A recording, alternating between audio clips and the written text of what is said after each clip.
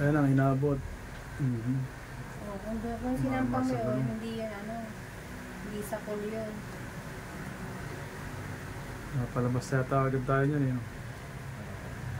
Pinayungan na yung motor mo. Nakawakan niya sa Galit ka pa dyan eh. Ang ba, sino magagag, lumang-lungan ng daan.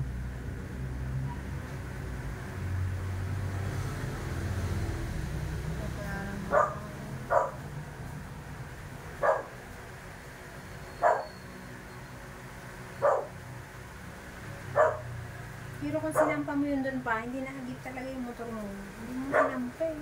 Lumangan si Kuya Romy. Hindi ko na ibalik. Ito din eh. Ang gasgas ba yung motor mo?